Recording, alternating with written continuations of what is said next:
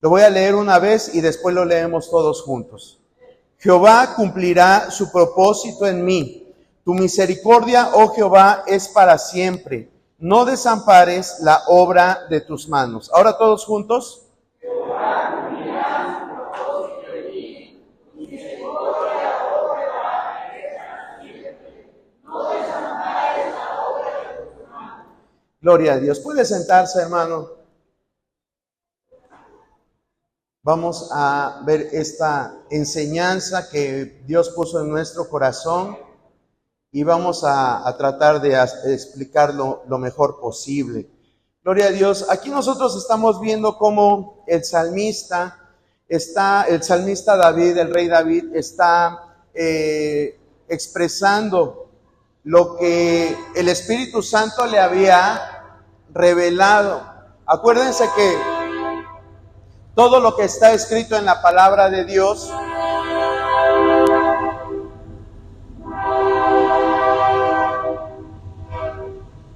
fue revelado a través del Espíritu Santo. Todo lo que está escrito en la palabra de Dios, es decir, en este libro que usted tiene en sus manos, fue inspirado por el Espíritu Santo. Y el Espíritu Santo le comunica al rey David que Dios tiene un propósito en su vida. Dios tiene un propósito para que el rey David cumpla en la tierra en su tiempo y que ese propósito tiene que dejar huella, tiene que ser un legado. Yo no sé si usted ha encontrado el propósito de su vida. Yo no sé si a lo mejor está ya cumpliendo ese propósito. El día jueves hablábamos acerca de también propósito y de la herencia que Dios nos dio. Nosotros cuando aceptamos a Jesucristo como nuestro Salvador, automáticamente pasamos de tinieblas a su luz admirable. Así lo dice la palabra de Dios, ¿verdad? Si me equivoco, usted dígame, usted corríjame, estás mal en lo que estás diciendo. Pero lo que a mí la palabra de Dios me revela es que Dios nos pasa automáticamente de las tinieblas a su luz admirable. Cambia completamente nuestras vidas. Y al hacer referencia a herencia, generalmente nosotros pensamos en este concepto de herencia cuando muere alguien y deja sus propiedades, sus pertenencias a alguien. Pero hasta que esa persona ya, el poseedor ha muerto. Dios no, Dios empieza un proceso en nuestra vida de darnos esa herencia desde el mismo momento en que nosotros decidimos entregarle nuestra vida. Y desde ahí Él empieza a trabajar. ¿Qué le estoy diciendo? Desde antes Dios empieza a trabajar. Y eso es lo que en esta hora vamos a ver. Porque muchos caminamos sin tener en cuenta que tenemos que cumplir un propósito. Mardoqueo le decía a la reina Esther, ¿quién sabe si para este tiempo tú has llegado? ¿Quién sabe si para este tiempo tú has nacido? ¿Por qué? Porque la reina Esther dudaba de que ella tenía que cumplir el propósito que nosotros sabemos que cumplió y que está plasmada su historia en el libro de Esther. Pero al final de cuentas, ella se alinea al propósito de Dios y cumple. No es que el rey la haya visto tan hermosa, no es que quizás ella haya sido la única mujer en ese momento que podía complacer al rey, sino que Dios permitió todo eso para que ella cumpliera ese propósito. Entonces, así como Esther, así como Abraham, así como Moisés, así como todos los personajes de la Biblia, cumplieron el propósito para el cual Dios los llama, usted también tiene un propósito. Porque sabe que este libro no es un libro de cuentos, no es un libro de fábulas, es un libro en el cual hay vida y sigue vigente aún después de 2000 años en que se cerró el canon, como le conocemos comúnmente. Sigue vigente. no ha envejecido. Entonces nosotros debemos de ver lo que está expresando el salmista. Jehová cumplirá su propósito en mí. A ver, yo quiero que usted lo diga a la de 3, 1, 2 y 3. Jehová cumplirá su propósito en mí. Gloria a Dios. Y yo quiero que usted se aprenda esa porción de la palabra. Está bien fácil, ¿a poco no? Está sencillo. Y a lo mejor usted piensa que usted ya cumplió el propósito, porque ya se graduó de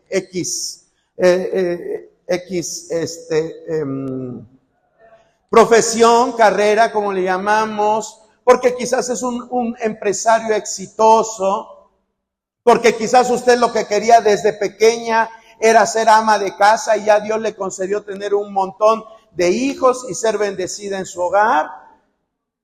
Sí, y lo considero un éxito, pero éxito, déjeme decirle que no es lo mismo que propósito. Y también de esto hablábamos el jueves. Usted puede ser una persona muy exitosa, pero no tener propósito en la vida. Puede ser muy exitosa o muy exitoso y ser una persona infeliz. Yo estoy seguro que usted conoce personas que viven así.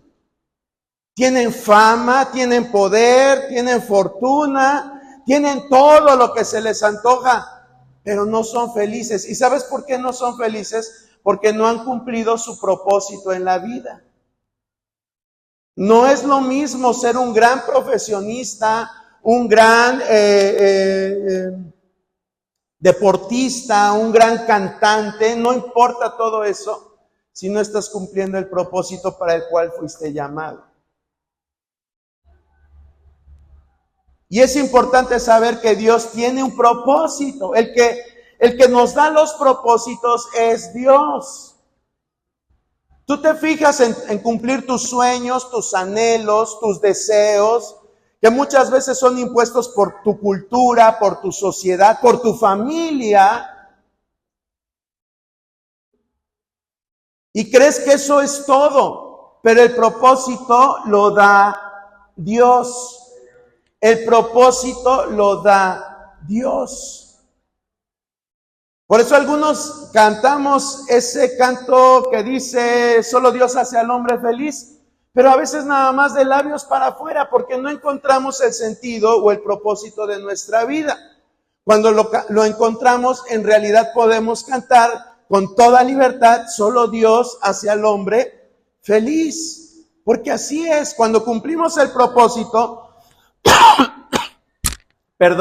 Dios nos da esa felicidad, esa alegría. Lo que Dios quiere para nosotros, hermano.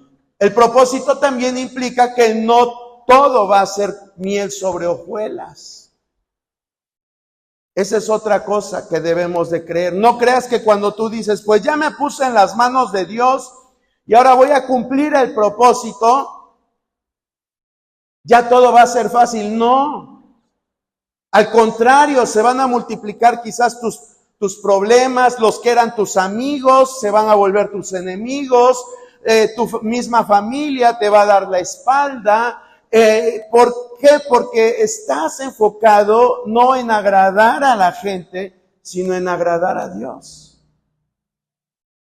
Esos son los costos de obedecer al propósito de Dios. Y podemos poner muchos ejemplos de hombres y mujeres de la Biblia que pasaron por todo esto que le estoy diciendo. Incluso el mismo Jesucristo pasó por todo esto. Jesucristo pudo haber sido el mejor carpintero de toda Judea. Pudo haber sido el mejor político. ¿Por qué? Porque su padre fue carpintero. Político, ¿por qué? Porque era una persona que tenía carisma, era una persona que tenía elocuencia. Pero a él no le importó todo eso. Él venía a cumplir un propósito. Él le dijo a Poncio Pilato cuando estaba frente a él, le dice, para esto yo he nacido. Conocía su propósito. Tú conoces tu propósito en la vida. Hoy vamos a ver cómo hombres de Dios que usted y yo conocemos llegaron a alcanzar ese propósito. Y déjame decirte algo, siempre va a haber trabas, siempre va a haber problemas. Pero lo importante es mantenerte en el camino. El propósito es un camino que te va a llevar a cumplir lo que Dios quiere para tu vida. Eso es el propósito. Pero en el camino te van a surgir diferentes situaciones adversas. Y yo hoy quiero hablarle de tres personajes, que nosotros los vemos como, ¿quién podría ser como ellos? ¿Quién podría hacer lo que ellos hacían?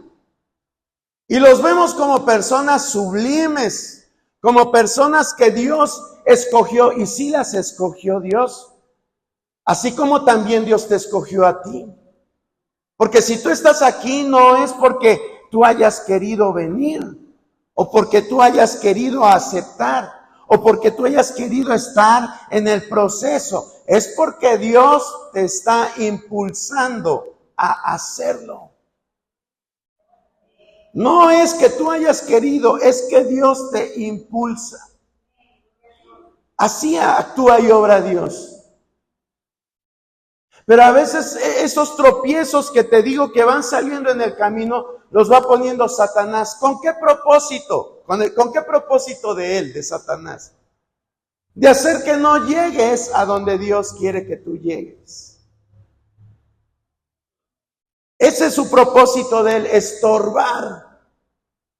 Por eso siempre la palabra de Dios nos previene, nos dice, el diablo anda como un león rugiente, buscando a quien comerse, para que no llegue a cumplir el propósito.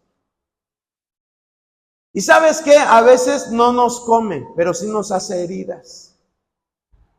Sí nos deja tumbados en el camino algún tiempo. Algunos ya no se recuperan y no regresan. Pero yo quiero que veamos estos personajes, porque como yo le estoy diciendo, creemos que eran hombres inigualables. Pero al ver el testimonio que está en la palabra de Dios acerca de ellos, vemos que no eran realmente tan infalibles. Infalible es que no falla, ¿verdad? Tan infalibles, no eran tan infalibles como aparentaban. Sin embargo, vamos a ver la actitud de ellos. Vamos a ver qué actitudes tomaron. El primer personaje, ¿quién fue el que más escribió cartas o libros, como les conocemos en el Nuevo Testamento? El apóstol Pablo, ¿verdad? Fue un hombre usado en gran manera por Dios. Quizás él no convivió con Jesucristo, pero lo que hizo, él trascendió lo que los otros 12 no se menciona en la Biblia que hayan hecho. Fundó iglesias, anduvo de aquí para allá, era un hombre incansable. Y no importaba lo que pasara en su ministerio, no importaba que lo apedrearan, que le hicieran cosas, no le importaba. Él seguía adelante. Yo creo que Dios en el Nuevo Testamento fue al hombre al que más cosas le reveló acerca de la vida eterna, del cielo. Fue un hombre, podríamos llamar en nuestro lenguaje excepcional, pero también tuvo fallas. Fue un hombre con fallas, ya aún estando en el ministerio y aún antes de estar en el ministerio. Fue un hombre cruel, fue un hombre despiadado. Yo tan solo quiero que alguien, por favor, me ayude a leer Hechos capítulo 26. Hechos capítulo 26.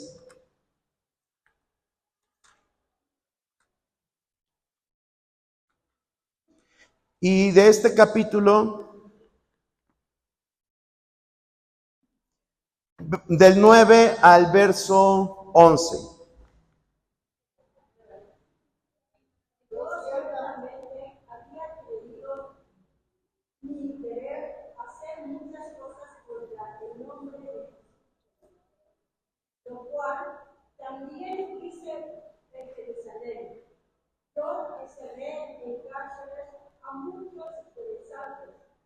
habiendo recibido poderes de los principales sacerdotes, y cuando los mataron, y otros, y muchas veces castigándolos en todas las sinagogas, los forcé a blasfemar y enfurecido sobremanera contra ellos. Los perseguí hasta en las ciudades extranjeras. Gracias, hermana. Aquí vemos, hermana Guille, aquí vemos cómo era Pablo. ¿Qué tipo de persona era este hombre? Dice acá muy claramente, dice que él, su propósito humano era ir en contra del nombre de Jesús de Nazaret. Odiaba a Jesús de Nazaret. Todo lo que olía a Jesús de Nazaret, él lo despreciaba, él lo vomitaba. Usted va a decir, ¿y dónde dice eso en la Biblia, hermano? No lo dice, pero vea las acciones que después está diciendo. Dice, lo cual también hice en Jerusalén. Dice, yo encerré en cárceles a muchos de los santos. Yo encerré en la cárcel a muchos hombres. No dice poquitos, dice a muchos. ¿Cuántos? No podemos decirlo. Aquí no dice cuántos. Pero para mí muchos en el lenguaje bíblico significan decenas de personas. Iba con la autoridad, iba con los guardias y entraba en las casas y se llevaba a la gente. ¿Tú eres cristiano? Sí, yo profeso ser cristiano. Pues vámonos, y se los llevaba.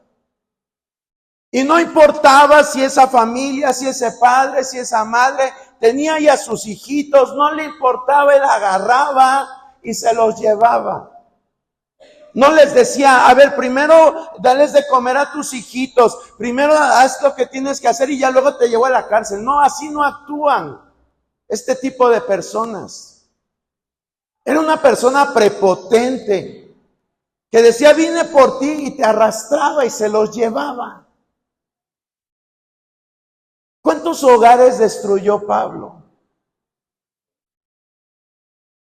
¿Cuántas cosas hizo Pablo tan reprobables, hermano? Y después no tan solo con eso, dice, y cuando los mataron, fíjese, él sabía a qué se llevaba a la gente, él lo sabía a qué se los llevaba. Se los llevaba a que los mataran, él lo sabía. Y tras de que todavía lo sabía, él dice, yo di mi voto. Es decir, yo aprobé que los mataran. A ver, pónganlos así en filita y órale a cortarles la cabeza. O bueno, los métodos que usaban los romanos o los judíos mismos para matar. Y él consentía en todo eso. ¿Qué tipo de persona era él? Es lo que hoy podemos decir que era un sicario. Era una gente desalmada. Quizás hoy podemos decir Pablo era como esos que ponen a hervir aceite en un tambo y ahí meten a la gente.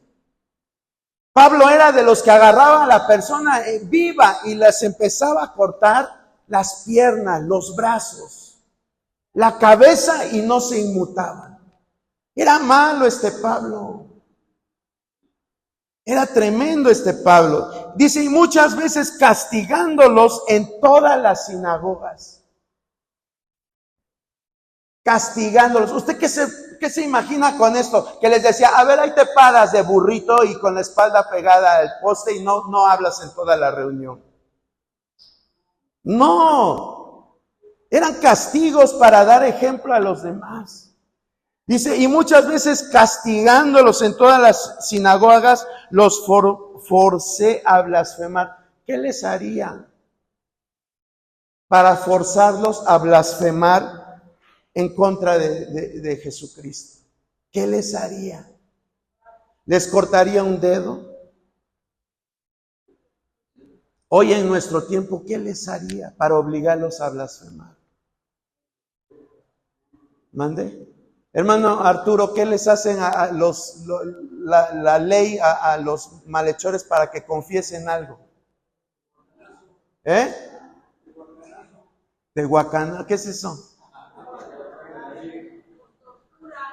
Bueno, esas cosas. Bueno, yo sé que no son así, pero yo lo quiero trasladar a nuestro tiempo para que usted vea qué tipo de persona era Pablo.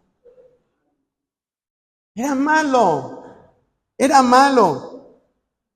Y luego dice, y enfurecido en sobremanera contra ellos, los perseguí hasta en las ciudades extranjeras. Hay personas que te tienen coraje y tú tienes que salirte a otro estado. Dicen, ya no puedo vivir acá porque me están amenazando, me están extorsionando. Te vas a otro lugar y ya para la cosa. Pero Pablo no era así. Si te ibas a Tlaxcala, si te ibas a Ciudad de México, si te ibas a Sinaloa, si te ibas a otro lugar, allá te andaba persiguiendo este hombre. Era un alacrán, y con perdón de la palabra, pero era malo. Sin embargo, así Dios dice, voy a cumplir un propósito en tu vida. Voy a cumplir un propósito en tu vida. Y nosotros vemos cómo Pablo cambió radicalmente y empezó a todo el ministerio que usted y yo sabemos que realizó, los viajes misioneros, levantó iglesias, preparó líderes, hizo grandes cosas. Y Dios le permite que esas cartas queden de legado para la iglesia cristiana. Y hoy son fundamento de gran parte de nuestra doctrina esas cartas. Yo le voy a preguntar, ¿usted calificaba para hacer todo esto que él hizo? Ser una parte fundamental de nuestra doctrina cristiana. No calificaba. Sin embargo, él no se enfocó en lo que él pasó, en lo que él vivió. Él siguió adelante, él prosiguió, como él mismo dice, yo prosigo a la meta, ciertamente dejando todo lo que quedó atrás. Yo creo que él tenía grandes remordimientos por todo lo que él hizo. Yo no sé si tú has visto la cara de una persona sufriendo frente a ti, pero es algo que a veces tarda tiempo para que lo deseches. Puede ser que a lo mejor le negaste algo a tu hijo y se pone a llorar frente de ti. Puede ser que lastimaste a una persona y le hiciste llorar. ¿Cómo te sientes con todo eso? Ahora imagínate Pablo haciéndole todo esto. A lo mejor los cristianos le decían, ya déjanos en paz. No sé qué expresiones pudieron haber ellos dejado salir de sus bocas para que Pablo los dejara en paz. Pero Pablo les hizo lo que ya hemos hablado. Sin embargo, vuelvo a repetir, Pablo escribió esas cartas. No se dejó guiar por su pasado. Y eso es lo que debemos de aprender, hermano. A veces Dios tiene cosas grandes para tu vida, pero estás enfrascado en tu pasado. Estás enfrascado en tus raíces culturales. Estás enfrascado en lo que te pasó cuando eras niño. Estás enfrascado en situaciones que Dios no quiere que tú te retengas en tu mente ni en tu corazón. ¿Qué cosas te impiden avanzar en tu vida cristiana? ¿Qué cosas te impiden que tú sigas adelante? ¿Qué cosas te impiden decirle a Dios, cumple tu propósito en mí? Todas esas cosas se las tienes que entregar a Dios. Así como Pablo lo hizo, así como Pablo dejó todas esas cosas atrás, tú también las tienes que dejar.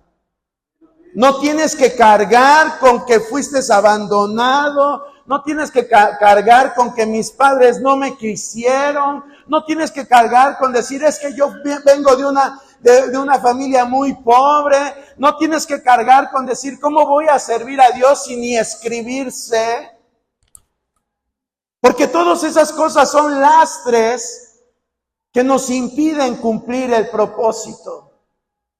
Todas esas cosas son situaciones que Satanás ocupa para que tú te detengas y no cumplas el propósito que Dios quiere.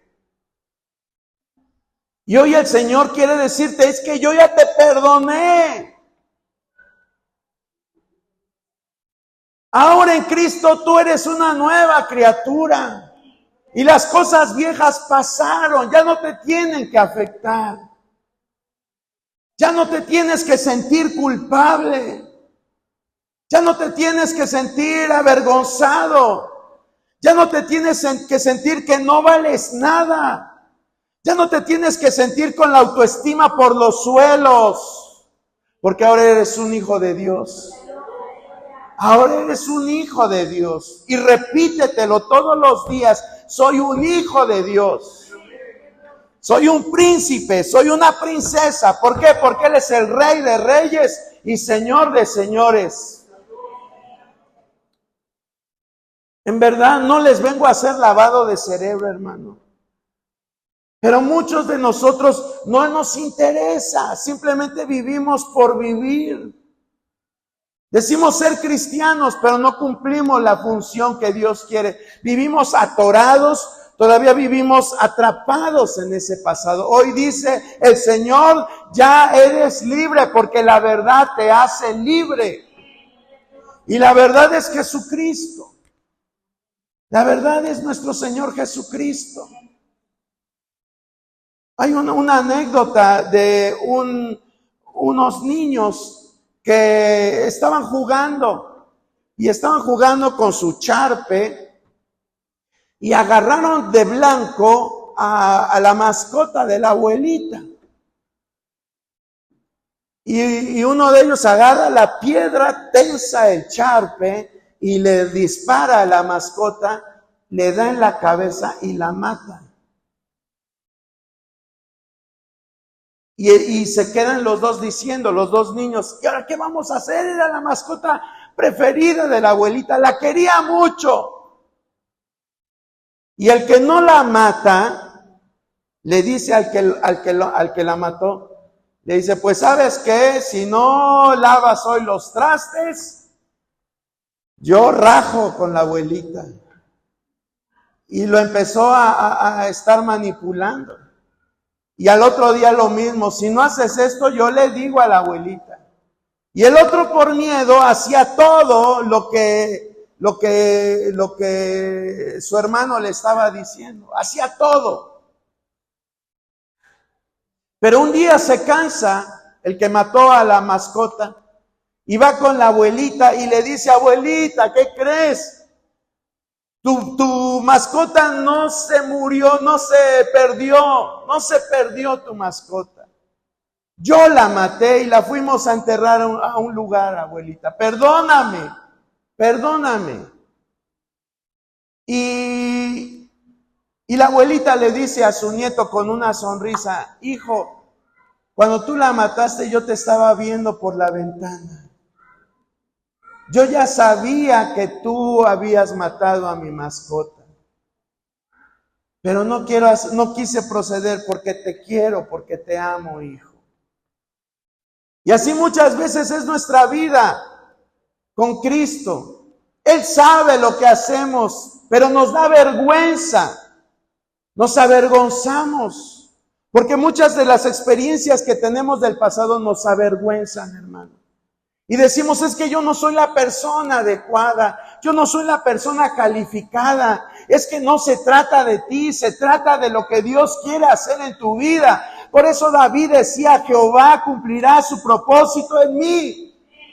A pesar de que fui un adúltero, a pesar de que no crié bien a mis hijos, a pesar de que fui un hombre que desobedecía a Dios, Jehová cumplirá su propósito en mí y Jehová cumplirá su propósito en ti.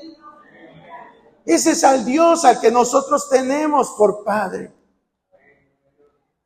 Un Dios que simplemente quiere que nos acerquemos a Él. Dice que nos podemos acercar con libertad, con confianza, para cumplir ese propósito. ¿Y qué más podemos decir de Pablo? ¿Usted piensa que cuando él se convirtió ya fue un hombre santo? Déjame decirte que no. Siguió teniendo errores como tú o como yo, ya siendo cristianos. Lo siguió teniendo. En el primer viaje misionero se va con Bernabé. Bernabé fue el hombre que lo llevó ante el concilio en Jerusalén. Fue como el que, vamos a decir humanamente, el que le echó la palanca para que los cristianos de Jerusalén lo aceptaran, para que los apóstoles de Jesucristo lo escucharan. ¿Por qué? Porque la iglesia no quería saber nada de Pablo. Escuchaban el nombre de Saulo, porque así se llamaba antes, usted lo sabe, y decían, no, ni lo traigas aquí a la iglesia, va a profanar a la iglesia. Un sicario, un asesino, un criminal, ¿qué va a venir a hacer aquí a la reunión de los santos? Pero Bernabé, este hombre usado por Dios, apela al concilio y les dice, denle una oportunidad. Denle una oportunidad. Y es como Pablo se acerca y hacen una reunión y el Espíritu Santo, contrario a lo que todo el mundo hubiera pensado, dice, Bernabé y Saulo se van de misioneros. Pedro, Santiago, Juan se han de haber quedado con el ojo cuadrado diciendo, pero ¿cómo este hombre? Pero dice la palabra, le pareció bien al Espíritu Santo enviar a Saulo y a Bernabé. Y se van en su viaje misionero. Eso es para que también usted se dé cuenta que Dios no hace acepción de personas. No importa si tú tuviste un aborto en tu juventud. No importa si quizás mataste a alguien. Dios es bueno. Si nos acercamos a Él, Dios nos perdona de todo, de todo. Y sale Saulo. Yo creo que con esta demostración de amor, de misericordia de parte de Dios para él, Saulo hubiera aceptado a todos los que quisieran colaborar con él. Pero Bernabé le dice, ¿sabes qué? Quiero llevar a mi sobrino. Es muy joven, pero vamos a llevarlo. Y Saulo acepta. Pero después de algunos viajes, después de algunos kilómetros recorridos, Saulo dice, no, este chamaco me va a sacar canas verdes. Y le dice a Bernabé, ¿sabes qué? Yo ya no me llevo a tu sobrino. Y Bernabé le dice, ¿cómo? Y empiezan a tener una discusión, dice la palabra, que muy acalorada. No fue cualquier cosa. Discutieron al grado de que Bernabé le dice, bueno, yo me voy con mi sobrino y tú, pues búscale para otro lado. Y se separaron. Ese ya era Saulo, el que Dios lo había convertido. El que había visto a Jesucristo a través de esa visión que se le revela. Ese era Saulo, hermano. Y después, en otra ocasión, cuando lo estaban juzgando en Hechos capítulo 23, reacciona a la situación que él está viviendo. Hechos 23, del 1 en adelante. Hechos 23, del 1 adelante. Entonces Pablo, mirando fijamente al concilio, dijo, varones hermanos, yo con toda buena conciencia he vivido delante de Dios hasta el día de hoy. El sumo sacerdote Ananías ordenó entonces a los que estaban junto a él que le golpeasen en la boca. Y vea cómo reacciona Pablo. Entonces Pablo le dijo, Dios te golpeará a ti, pared blanqueada.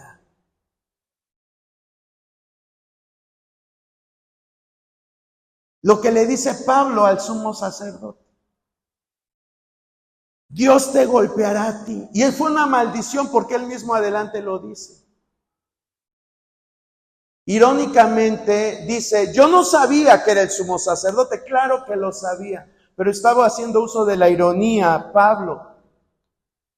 para que el sumo sacerdote también se diera cuenta que lo que él estaba haciendo no era correcto. Pero al final de cuentas la maldición ya estaba dada. Yo estoy seguro que si muchos hubiéramos estado ahí en el concilio diríamos: Pablo, ¿por qué contestaste de esa manera? Si Jesucristo, Él dice que enmudeció y no abrió su boca y como oveja fue llevada al matadero, ¿tú por qué estás diciéndole al sumo sacerdote, a la autoridad máxima, que es un sepulcro blanqueado? Porque Pablo era un ser humano, hermano. Era un hombre que le estaba doliendo físicamente el castigo, pero también la injusticia a la que estaba siendo sometido. Y reacciona.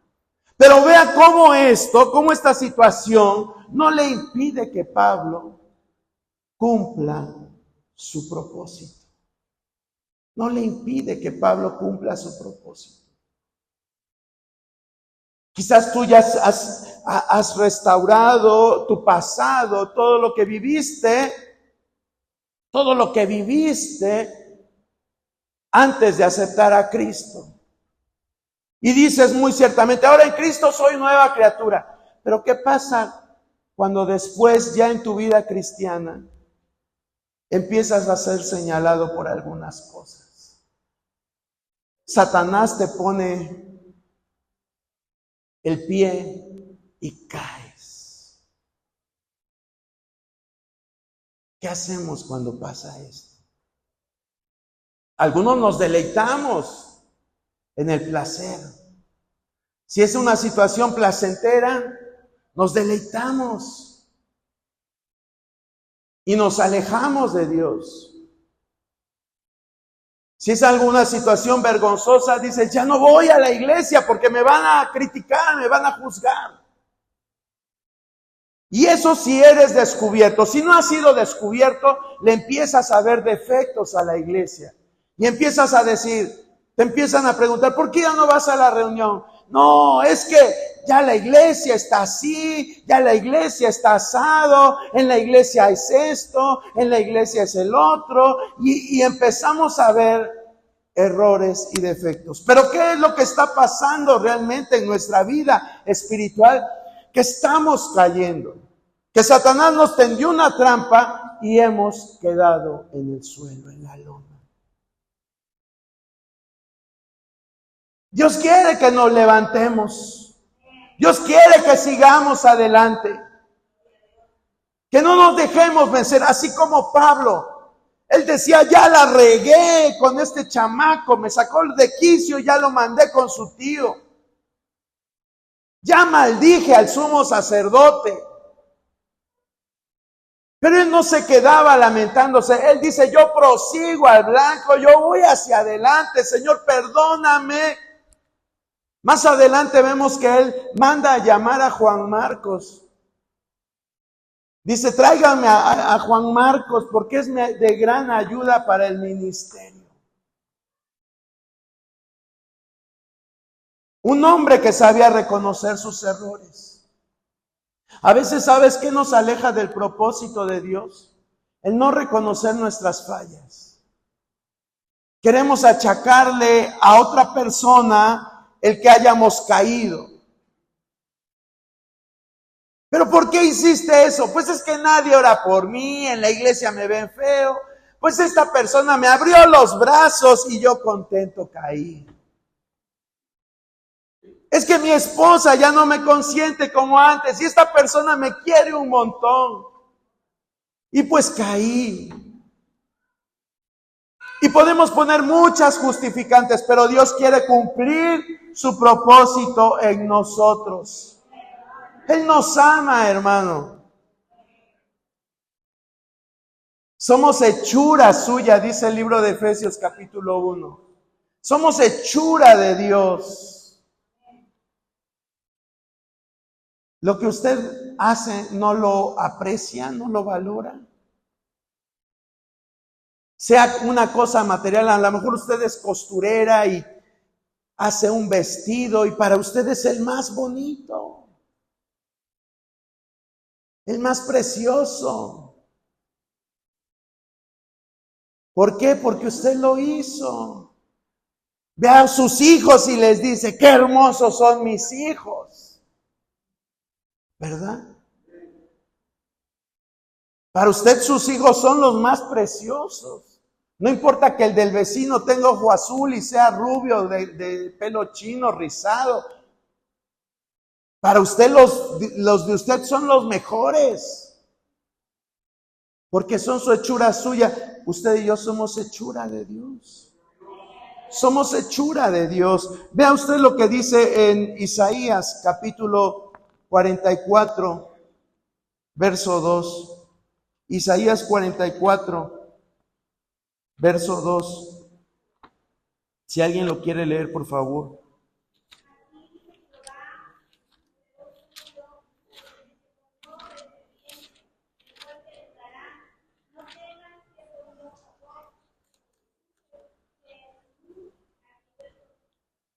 Gracias, hermano Yuki. De este verso podemos tomar cuatro puntos bien importantes. Y se me hacen importantes para lo que yo les estoy diciendo, porque esto nos va a ubicar que aunque tú hagas lo que hagas o hiciste lo que hiciste, Dios cumplirá su propósito en tu vida. Dios cumplirá su propósito en tu vida. Estos 4 puntos, el primero dice, hacedor tuyo. Yo les estaba diciendo hace un momento, lo que tú haces para ti va a ser lo mejor. A lo mejor te gusta la cocina e hiciste un pan. Quizás se te quemó un poquito de abajo, pero tú la superficie dices, qué sabroso me quedó. Y le quitas lo quemado de abajo y para ti es lo mejor.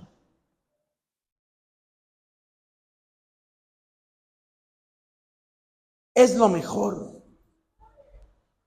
Y a ti no te hizo ningún simio.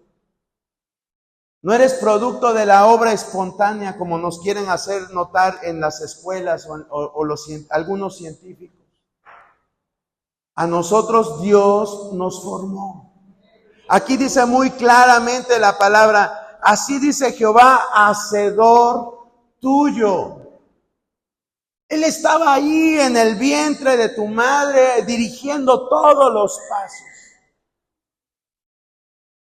Él estaba dirigiendo, no eres obra de la casualidad. A lo mejor alguna vez tu padre o tu madre te han confesado, es que yo no quería que vinieras al mundo. Y te ha dolido y lo has sufrido. Pero déjame decirte que aunque aparentemente a los ojos de los hombres eres obra de la casualidad y aún ante los ojos de tus padres eres obra de la casualidad, fuiste un accidente, para Dios no eres un accidente. Él determinó que tú estuvieras con vida. De hecho, Él quiso unir los genes de tu padre y los genes de tu madre para que tú nacieras. Porque así es la sabiduría de Dios. Así es la sabiduría de Dios, hermano. No eres obra de la casualidad. No evolucionaste de un simio. Fuiste un ser perfecto delante de Dios. Y no es la única vez que Dios habla acerca de que Él es nuestro hacedor. Él dice en su palabra en el Salmo 100, dice, yo los hice y no ustedes. ¿Cómo dice el Salmo? Recuérdemelo.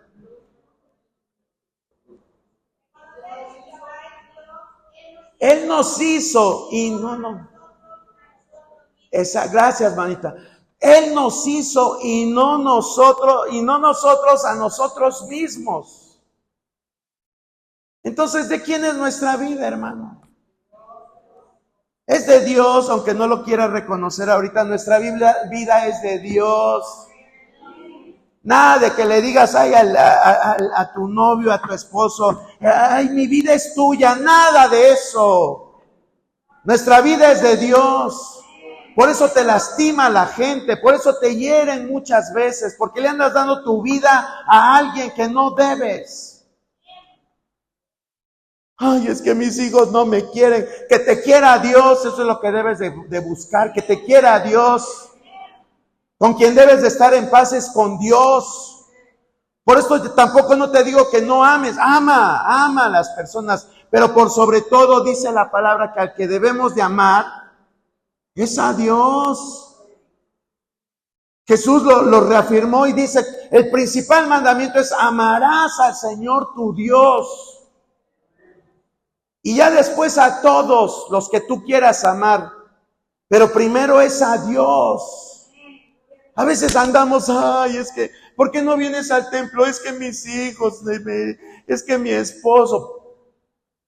Simplemente estás diciendo, ¿sabes qué? Le di el primer lugar de mi vida a estas personas. Por eso Dios dice, dame, hijo mío, tu corazón, deja de estar sufriendo. Deja de estar sufriendo.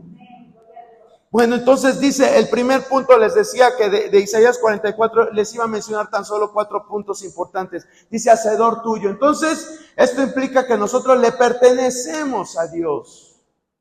Le pertenecemos a Dios. El segundo punto dice, y el que te formó desde el vientre. Por eso es que te digo, no eres obra de la casualidad. Él te estuvo formando. Ay, Señor, ¿y por qué me hiciste tan narizón? ¿Por qué me hiciste así, Señor? Pues así, para Dios, así eres perfecto. Tú con tus ojos humanos te ves defectos, pero Dios no te ve ningún defecto. Para Dios así Él quería, porque así tienes que cumplir sus propósitos. Hay personas que se cambian. Yo sé de un artista que cambió su fisonomía, cambió su nariz, la tenía grande y se la quiso hacer afilada y bonita y le cambió completamente la fonación de su voz. Y esa voz que tenía privilegiada, pues ya, se echó a perder. Simplemente por tratar de verse más bello o más bella. Y se cambió completamente. Cambió completamente. Entonces, así como tú eres, no le andes buscando. Dios te ama así como eres, porque Él te formó. El rey David decía, te alabaré porque grandes y formidables son tus obras. Estoy maravillado y mi alma lo conoce muy bien. ¿Y de qué se maravillaba? Pues de que Dios estaba ahí formando todo su cuerpo. Es sorprendente, tú hoy puedes ver a los 9 meses que nace una vida, pero si vieras, hermano, todo el trabajo que implica, cómo a partir de una célula se empieza a multiplicar y se empiezan a formar órganos, se empiezan a formar tejidos. Es algo sorprendente. Y ya lo que vemos tan solo es el resultado, pero el proceso es algo hermoso, es algo bello. Y todo eso, por eso es que David decía, estoy maravillado y mi alma lo conoce muy bien. Y en todo eso intervino Dios. Porque si acaso tu padre y tu madre te vieron a través de un ultrasonido y ahí se dieron cuenta si eras niño, si eras niña. Se dieron cuenta de si no tenías ningún defecto físico, pero hasta ahí. Pero todo el proceso lo dirigió Dios. Lo dirigió Dios. Es importante saber todo esto, hermano. El tercer punto dice, el cual te ayudará. Dice, no temas, no temas. Quita de tu vida el temor. Algo que nos impide muchas veces hacer algo es el temor. El temor. A veces tenemos miedo de empezar. Pero Dios dice, empiézale. Hermano, pero es que, ¿cómo hago esto? Déjate guiar por el Espíritu Santo. Jesús le dijo a sus discípulos, cuando estén ante principados, ante magistrados, no tengan miedo, porque yo les voy a dar las palabras necesarias para que ustedes hablen. No tengan miedo. Vamos a orar por un enfermo. Ay, no, hermano. Vamos a orar por un endemoniado. Ay, no, porque si se me pasa a mí, ¿verdad? A muchos le sacamos cuando se trata de ir a hacer oraciones. Te dicen, vamos a orar por una bruja. Ay, no, ¿y qué tal si se me pasan malos espíritus? El temor, el temor, el temor. Pero Dios dice, no temas. No temas.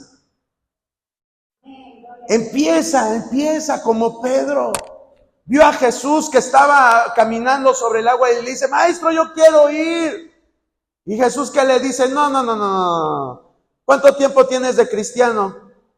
No, pues el tiempo que tengo de llamado no son ni 3 años. No, estás muy inmaduro todavía, no. Cuando tengas instituto bíblico, cuando tengas 3 cursos de discipulado, cuando ya muestres madurez, entonces vienes hacia mí. ¿Jesús le dijo eso a Pedro? No, él le dice, órale, ¿tienes ganas? Pues ven. ¿Tienes ganas? Pues ven. Así es el servicio a Dios, hermano. Imagínate al gadareno. Jesús expulsa a todos los endemoniados, todos los demonios que tenía, expulsa a todos los demonios.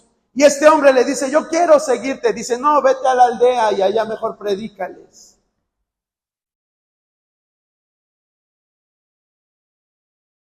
¿Acaso le dijo, no, espérate, gadareno? Primero tienes que aprenderte la sana doctrina. Primero tienes que ir a un curso de discipulado. Primero tienes que aprender los métodos y las tácticas para evangelizar. Primero tienes que hacer esto y ya después te vas. Primero te bautizas. ¿Le dijo eso al gadareno? ¿Le dijo eso a la samaritana? Entonces, ¿por qué tenemos tantas reglas? Nosotros muchas veces, aún los que nos paramos acá, impedimos el servicio. Impedimos que tú cumplas tu propósito. Pero Dios dice que Él va a cumplir su propósito en nosotros. Amén. Tenemos que ver ese aspecto. Dice, no temas. Jesús le dice a sus discípulos, yo les he dado potestad sobre serpientes, sobre escorpiones, para hollarlos. Van a poner las manos sobre los enfermos y ellos sanarán. Van a beber cosas mortíferas y no les hará daño. ¿O no lo dijo Jesús eso? Él no dijo nada más, a ver, a mis 12 nada más, porque ellos anduvieron conmigo. No, dice, estas señales le seguirán a los que creen en mi nombre. Entonces, ¿por qué no adueñarnos de eso? Es parte de la herencia que Dios quiere que nosotros tengamos en nuestra vida. Y esto va a cambiar, hermano. Cuando el enemigo te quiera acusar de algo, tú vas a salir adelante. No te vas a quedar tirado en la lona. Tú vas a salir adelante. Como lo hizo Pablo, como lo hizo Pedro. Le dije de 3 personajes, ¿verdad? Y nada más les mencioné a Pablo. El otro era Pedro. También escribió sus epístolas, o bueno, las que llevan su nombre. Pero también fue un hombre lleno de defectos.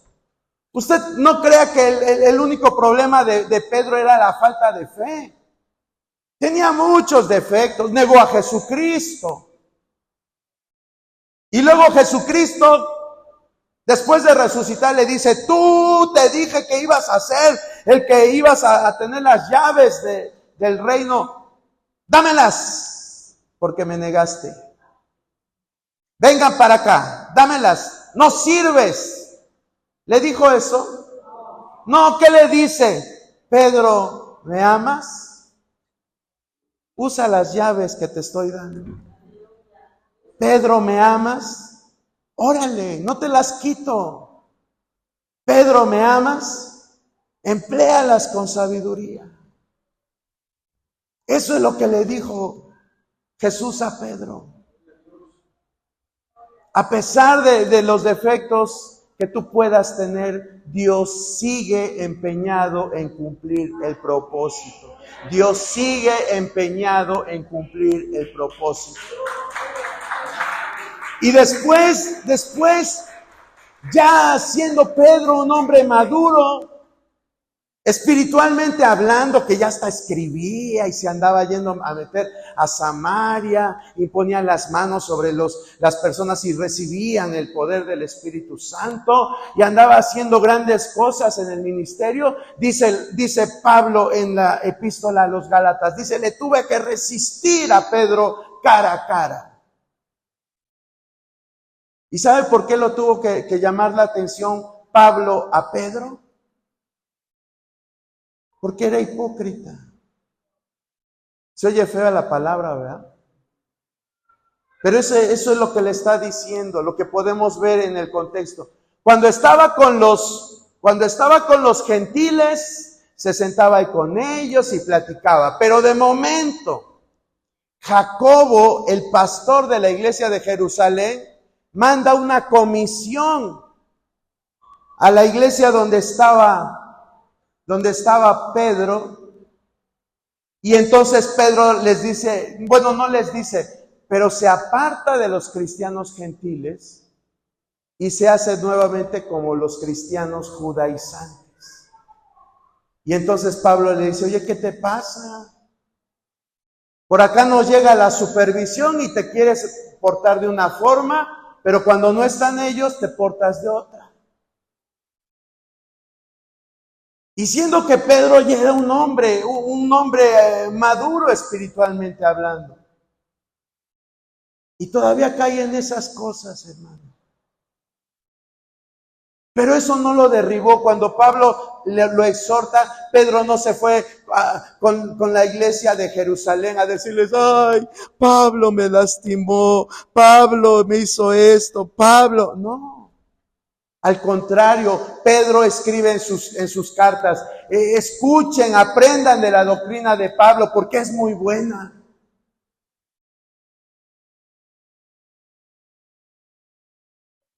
Esa es la actitud. Ok, cometí un error, Dios mío, perdónenme iglesia, gentiles, perdónenme. Engañé a mi esposa, iglesia, perdónenme.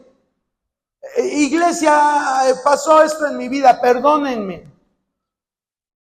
Pero no, ¿qué es lo que hacemos? El diablo te dice, ni les digas porque te van a acusar, ni les digas porque te van a condenar, ni les digas porque ahí ni te van a restaurar, ni les digas, y así te quedas. Y cuando vemos ya están por allá, ya andan por allá, o ya se fueron al mundo.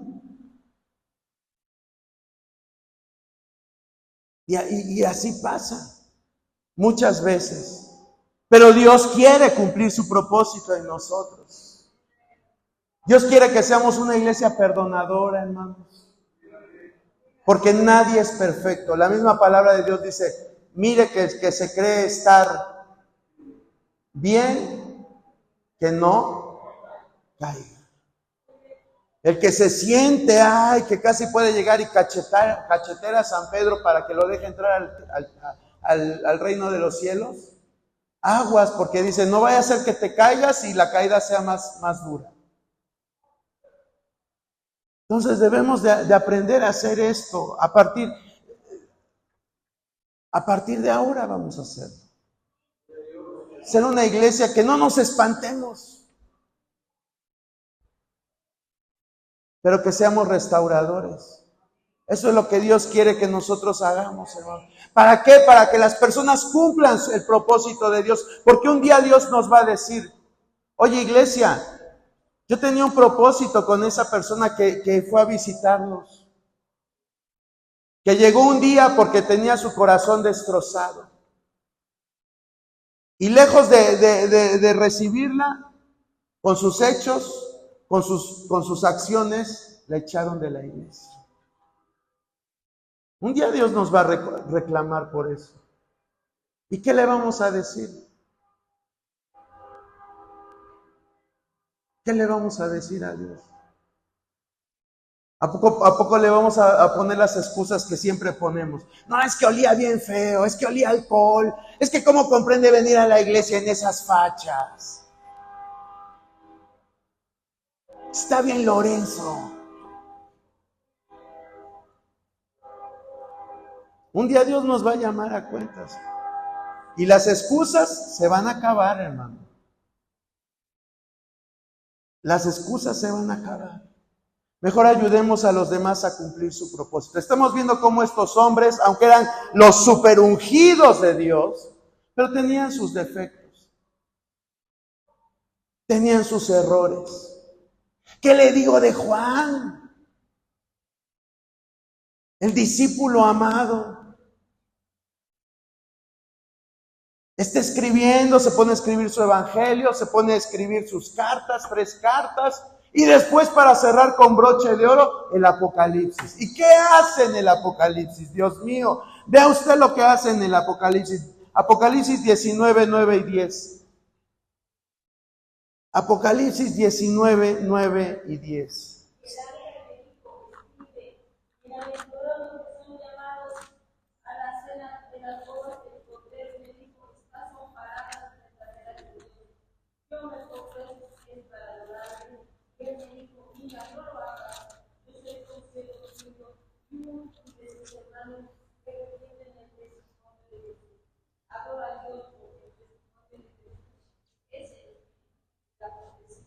Ay, Juanito, Juanito. ¿Qué hizo Juanito, hermano? ¿Qué hizo Juanito?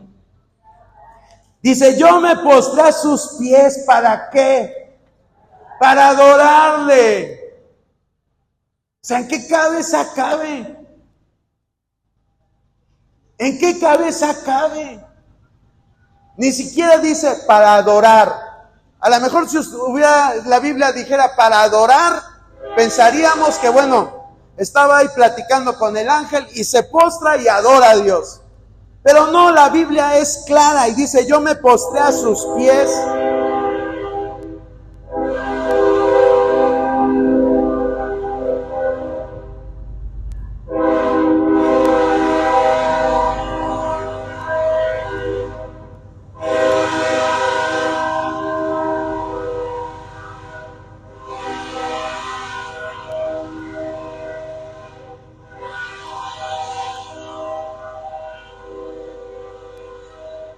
Dice, yo me postré a sus pies para adorarle. Ay, Dios mío.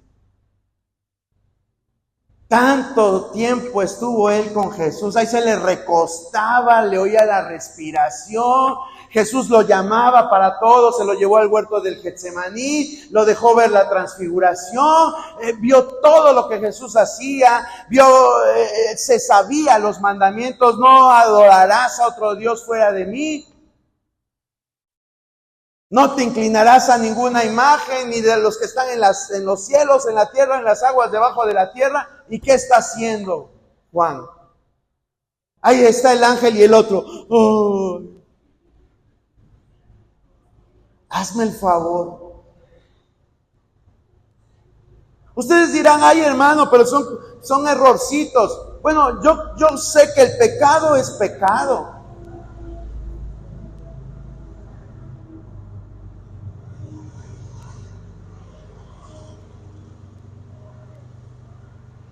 Y sé que ser piedra de tropiezo es pecado. Sé que adorar a otra persona que no sea Dios es pecado. Sé que ser hipócrita es pecado. Y eran las 3 cosas que tenían estos hombres. Sin embargo, Dios cumplió su propósito en ellos. Dios cumplió porque tenían siempre en cuenta. Y es el último punto de Isaías 44:2. El último punto dice, Él te escogió. Él te escogió. ¿Sí? El primer punto era, Él es tu hacedor. El segundo es, Él te formó desde el vientre. El tercero es, Él te ayudará.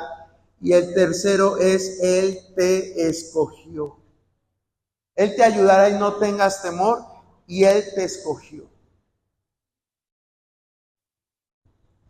Hermano, no te dejes vencer por las situaciones adversas que veas en tu vida. No te dejes vencer por los tropiezos que veas. No te dejes que Satanás te ponga el pie y te quedes tirado. Di como decía el apóstol Pablo, estamos caídos pero no destruidos.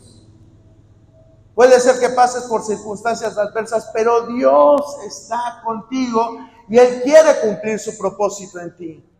Dale la oportunidad.